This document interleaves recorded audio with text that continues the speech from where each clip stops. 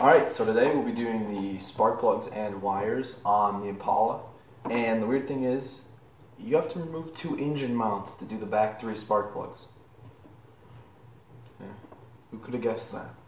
I'm a little sick, but luckily it's getting a little warmer out and I can actually work on my car outside.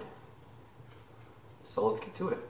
First thing you got to do is remove the engine cover. All you got to do is unscrew the oil fill, and then the cover's just got these 2 little clips that you can just pop right off, and it's pretty easy. Just make sure you don't scratch it when you're taking it off. And the best thing to do when you're going to work on your car or anything electrical, just to be safe, is just unhook the battery. The next thing you got to do is remove these cable combs, which actually they're pretty difficult to get off, like, because you don't want to break them, but just use a screwdriver and pry them, it'll work. So the front 3 cylinders are actually rather easy, and I think anyone can do it, but the only thing you gotta watch out for is the cylinders, at least on the 3.9 liter. The spark plugs go in at an angle, so you just gotta be careful to take it out at that specific angle too.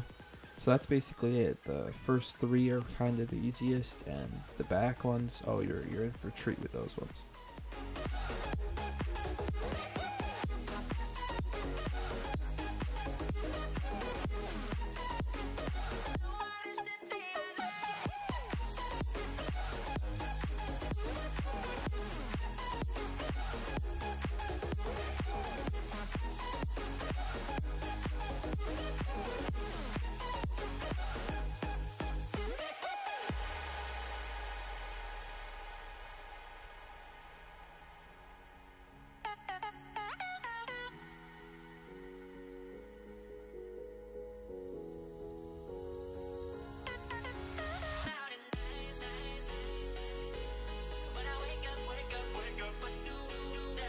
Alright, so this task is basically what separates the boys from the men, because I have never in my life needed to do something that's absolutely crazy. Because you have to put a ratchet strap onto one of your engine mounts and then ratchet it to some kind of strong object or so. I just ratcheted it to like a 2x4 that was mounted in the very far end of the garage, so you can see it just goes straight out there. So basically what I did was I made it taunt, and now I'm going to take out the 2 front engine mounts basically, and the ratchet strap is going to make sure the engine doesn't fall back when I take those out. Basically it'll just keep it straight so that the bolts will be easier to take out. And eventually once those come out, I'll have to ratchet the engine forward to essentially give myself a couple inches of space. So once you ratchet that engine forward, it's actually really interesting because you have to climb then on the engine in order to reach around the back of the car to then get to the rear spark plugs. Because there's going to be about 6 inches between the firewall and the engine, so that's going to leave very little space to actually do anything.